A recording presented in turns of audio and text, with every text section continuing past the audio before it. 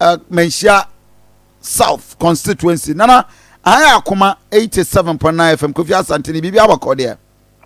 I Nakupo Roma, Bibi Abako, I'm sorry. Near him, some Manhyia South there. Oh, dear, over the years, there be some jail. And the NS. You know, Manhyia South constituency. Actually. Chairman position na yakofo bi se chinchina nipa ntuma asmesi na akoso atwaso saa bi na nitu no bi atwaso nse saa no mana omo odi omo ba no omo eti omo penipa omo bitima kɔne nkyɛn omo o ti community ni ma kyerɛ sɛ yɛto abama na ɔbɛtena community members also we close. Akoma FM. Sabi so mo be o mo koye campaign oni obetima ka obi bia ba ne nkyɛn aka bu ma nya vote ejama MPP party no na omo show ma konya owusu sekere na na ko point saton so ma youth no do na fi yan for owusu sekere emla jira akona no na the TNC in conformity to Safia omo owusu secretary the bear omo ma owusu secretary no omo yesi akwa omo ma owusu secretary emma jina abano na Manhyia enya blese omo ntiafe omo anhwa ma pepaye amedai ama asubidie enimba se owusu ombe disqualify owusu anaso ombe ye kana na be owusu afiri abato ye omonto aba mo current chairman here hwan current chairman no friend chairman anane na onko bi na akonya abeto se obia oye party ni obeti maye dey abebi so him for na pese omo gagitia the Owusu secretary personal contest. Executive no more Manhyia constituency one. O my cafe bi so unkanwa just a mon person obey akuchina bi. So omunko fon kwa na mpaso obi omukojina. Number polling station ente mona mo walking through the street of Manhyia South now more yading. Was a demonstration and answer day? Yeah, demonstration warning to them. Say, Omuya kana nebia. Manhyia for no so yen twaba. Omundi jama kake yen twaba. Emma omo. But some Manhyia South there. Ka the na mo member of parliament na punka say. Somebody how the muni sa problems. The thing say honorable member on body. Now, when Kofobu war Asiena, the Ecosun honorable member Betty. So, a woman honorable member, so honorable member or a justice. Or better say Masadia Mumu Biaquine, but almost person and a Omuma kinds of my own convention, a far radio so dia a bit metro. Akoma FM. Nti Oma I prevent so be anywhere or person or contest or moon person be the contest be. And so I bet you see how more trouble. Mark got very good this year. No two. We be said some crowds there. You want me to make us. You want me to make us. Mom, did you see at the delegates for us so? Also, the one also pay who's actually. It's also what you got to about. You mean you got to make us. You slow, you do you dear food. Yeah, you be dear for now. Mundina be ginger. It be my say or more a private property. That's why. Ebinuma fan say private property. Wow. Manhyia South. Manhyia South. Therefore, Facebook page a very charged atmosphere. Emma, some individuals. Manhyia South. One more any police cars and the principal street. All because we did say enema bebre wo ho a enko yie emfa ma wo mo and of course anopa yie nya ndaje ne some of the individuals edin commodity ente se ade na mo pese mpanimfo ye ma mo they are called the regional they are called the various authorities yeah community members ni say omunja obi bia no on contest bi se nipa no fata kwan dia ye ma no contest bi asma ye kan no tintian no omunja no ai on contest bi. I see. And currently nipa do say na you unti on person ko mo contest ya ye bo mo yem. Edia le say aya aba edeja nipa yi. Akoma FM. Nipa yi na omudi deja. I see. And the party chairman, Uncle Bim, the secretary, the organizer, Omunyina together, sorry tia, whoever our person Babe pick form, our Manhyia South.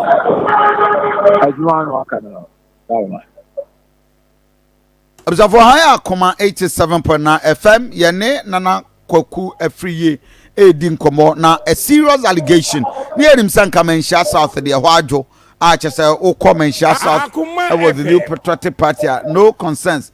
And but as we speak, all appears not to be well. Party members and so any abre archers a woman so say concerns. I would if you are community members. Community members. Yeah, catch to say. Woman, you can nabia nipana. Omo you met trouble. He said, Obama, honorable no. Oh yeah on number yeah juma meba nana mamene alaji abuba ono community the constituency organizer abuba my radio set nemra from mame bibi abakodi Akoma FM ni Yamina dume Kofiatante. Good. Now then uncle for person mo be contest the chairmanship for Manhyia South constituency. Where him say all these years there one of the peaceful constituency yenim wo Kumasi Krodi me bapa MPP mu a ada na masori akata so mo obi amefa forms initiative na machia santemai na machia ya constituency ya Manhyia South sendie okase mu kai no the most peaceful constituency men kano ya santememu Ghana pana bebia constituency ya mojo Akoma FM. Papa Chishiye, Oniado, and the Kruye, and the teaching party, no, a constituency. One of our best. Medidis Kofiatante, a branch our Casey, Medidis a party, no, and Shishay and a party in Mrano. You will be to say, yeah, community members. So, one CMP, or MPP now, a police station officer. Okay. Our Ozu secretary Echia won to me meba kwa free papa kwa free ye we are party ni and we are wine because we organize a person say we are wine community person ma Ozu secretary and we are MPP ni e wo Manhyia South person ma Ozu secretary and we are MPP ni MPP me wo fa no kofo Name of Fanako. So, what Fanako for an entrance or MPP? You were putting upon your John Jinapa, we were in this MPP. The factor of Fanako for you say, your office, your new position be our MPP. Okay, I see. Akoma FM. Organizer. Kofiatante. Alaji, we are the man. Me kuta 28 years. Me seven party no Manhyia. Portable. 27 years me a party officer. Okay. Me no ordinary mind. So me MPP ni. Me seven party no from constituency Manhyia. Me ne adukofo ye adwuma. O say men say ye adwuma. Me ba me ne anane ye adwuma. Me ne honorable matupuku prempe ye adwuma. Ekosi na me kese yi. I'm the longest serving officer within the constituency offices. 27 years. Akoma FM. And the branch here near my person what the constituency no. Your constituency no. Me did say ya sundue. Sɛ na wɔnyɛ police station officer. Sɛ wɔyɛ concern the spokesman for Osetre and say ye. Mr. Mbe party na. Eye police station for. Eye electoral area coordinators. Constituency executive. Ye MP. Ye council of elders. Ye patrons. Ye election committee members. No, headed by the Champions Women's Organizer. Ena nama Ampuma. Mr. Branty. Ye party ni Oshishe di koso. The me de woman say. When the police station. Na ko police station ni na so ba ye meeting obehu ye party ni hihye ye sremo say ye nkofo bi na tekiri asam kan o e na omu piape omu ti so omu be demonstration bi a demonstration exercise ye won say Kofi Asante ye kuta 107 police station me apply forms ya form of ya veto bi ya police station album me wie obi anti some money bi ya constituency ya. Okay. Yeah, electoral area election. Nipa nsia and apply. Obia so am be plan be kan we are two newie. Yet Akoma FM. Entwemu ye change the police constituency forms near Bania Tonia contest election. Ni so be ti asu nwemu. Obia koye kataso mu asu bia obebia. Kofi Asante me ka do kra kire o. Aha. Abrante ebolidi Nana Kwaku okay, Osu Setre. The alleged say Oboye demonstration. Aye, Eddie Amano. Awareness. On person we popular so obi ate nka so be contest ya. Mameka do kranchero. Aha. Abrante almost 3 weeks ago. By your constituency election committee.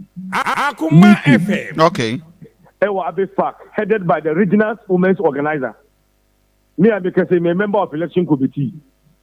Yet one or by and a chairperson, ma, maybe Sano, in Nantes here, as coordinator for the committee.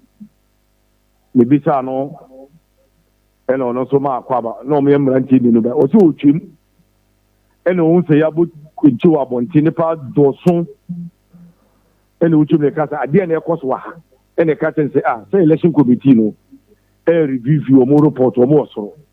And I obviously say no over chair. Akoma FM. You do my papa say, you are soon you make cut na money bono. Send the other constituency betting some quanta police will do there.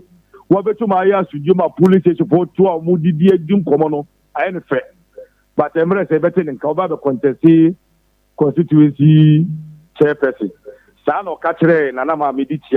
Oh, any idea, Syria, and open in term. It is up in a police station there. You went to him one and Kayako electoral area. And they do a betonka. And Oja quite for fair. Because it didn't just in Kofobi media and a mechanic. Almost 27 years. Where they just awareness. On person will be attending car. They gave you the post of Crababa Bonten, they did over quantity. Yes, will be fine. Okay.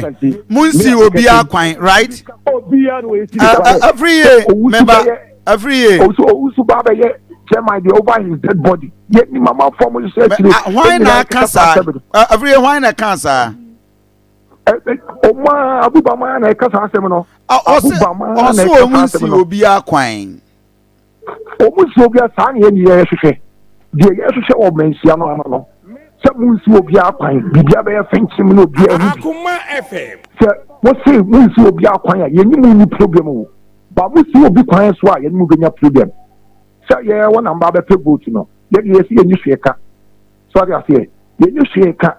Now, actually. Yes, sir. I bring to Madikaka on the party in Cheshire. Party in the or the sister idea. What about vetting? The babies are party now, but it's a connect to Abushua.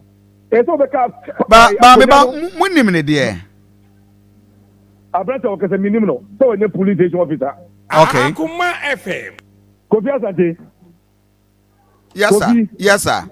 Me say, akonya bia to ofie e ya bucha akonya wo pese wo di akonya no se bi taw akonya no abakwasa mana ana akonya no penyi ni nsem na bucha tutu ano party no oni sije o enyo ni pogu bia masa e ya constituency a e ya matopoku prempe e ya energy minister the best minister 3 consecutive terms. Honorable Adukufo Abe MP Wahawu. Why minister? Any constituency, any media grow. You kill the minister. And here, yes, she say, you might be who may say party. I am the say when you police station and when you coordinator. When beginning when you weeks of the party. Now, calling my party no one show, and then the Pahulu Bia, or by babies and the university. You do so what here, the commitment with the party, the social responsibility of the party. You have to do no. Mr. Tim and Nativity to Council of Elder Penina was Nana Cocoso Hino. Nana Cocoso Hino, 2 Cocoso Hine, and a Council of Elder Chairman. What Akoma FM. Mr. Peter. Okay. Our businessman. And for now, Council of Patrons. Okay. Every year. I mean, which year the more organizer can you? There's also BBA in home.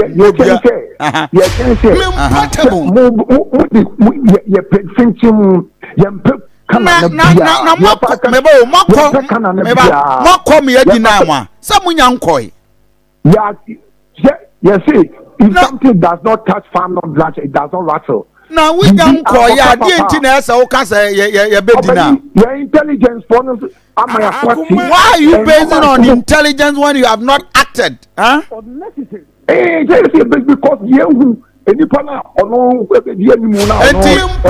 intelligence would demonstrate intelligence can demonstration ni and yes here disqualify me the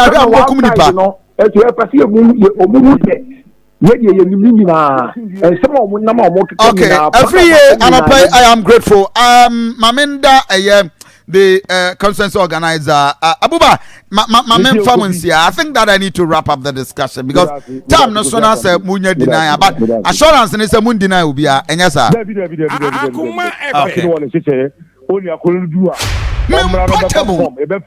Okay.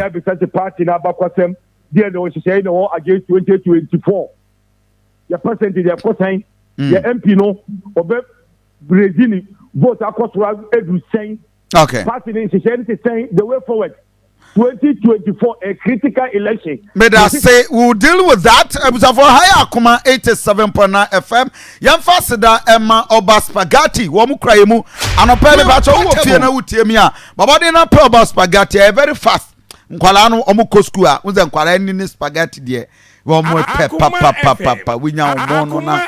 Ino Oba Spaghetti kakra na die so. What you say, the Bibia, no be out Jumaba, what bread wintimi nya 3 minutes per go to Gunsu, or spaghetti, not just the way you are there. No chow Oba spaghetti, semolina, drum hit, any ashadadia, and it's very wonderful and delicious. So sweet, Oba spaghetti, and a pain, we hear me, intibra. Na yen chile with Oba spaghetti. Ube menya be bia local market nyina wo my Ghana mu ha on sabeka Oba spaghetti and of course that is what you need. Where yako Manhyia North and Anope, yako Manhyia South and Anope, and I can tell you, say all is not well and so our bantam.